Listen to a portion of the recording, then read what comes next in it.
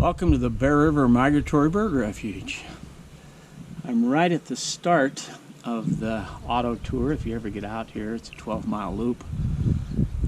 Wonderful in all the seasons. I'm here in the middle of August, so things are slow in many ways out here, including in the bird species that are out here. But I'm standing on a viewing platform that was built by the Friends of the Bear River Refuge. Right here is where the Bear River ends its journey, as it ends into a huge delta before it goes into the Great Salt Lake. Somewhere off in the distance there, 100 or 150 miles away, is the headwaters.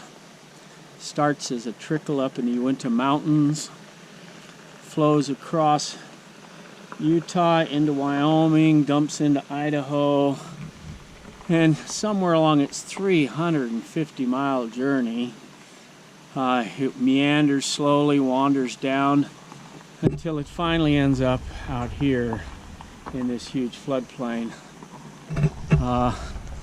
It's been doing that for thousands and thousands and hundreds of thousands of years, making its journey to the floodplain.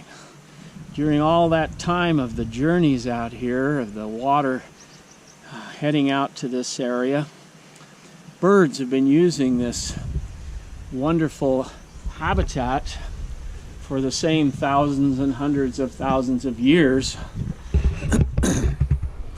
And it's hugely important habitat for them.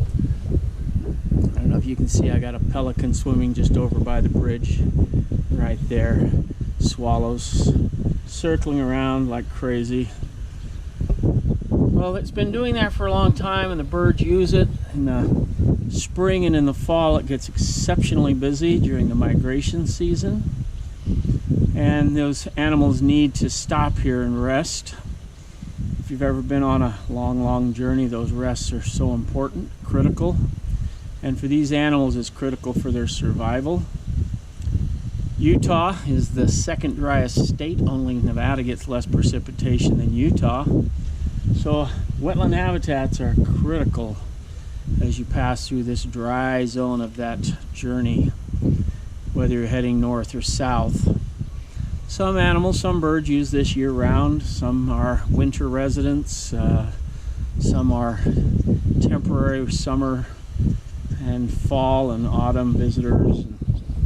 And that temporary visit is hugely important that this habitat be here. Well, even though it's been making this journey for those thousands and thousands of years, about 150 years ago, an invasive species came into the area. We like to call them settlers, pioneers.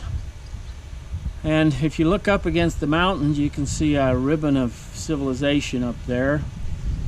And the whole journey of the Bear River now is along civilization, with farms and a few dotted towns. Not terribly populated areas along the Bear River, but still it has changed. More than 100 years ago, water along the Bear River was pulled out for irrigation purposes. And a very dry year, more and more water was pulled out, so that when the trickle of water got down to the refuge itself, at least to the delta, there was no refuge at that time.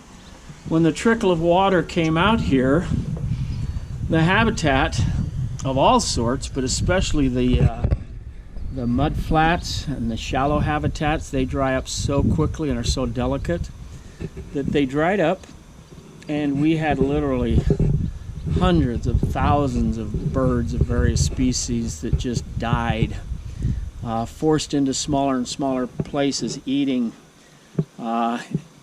in places that they had defecated in, and avian botulism just decimated so many birds. Tragic. The local people around here, though, a grassroots effort, it really was, pitched in to see if they could stop that from happening, to somehow control this floodplain. Well,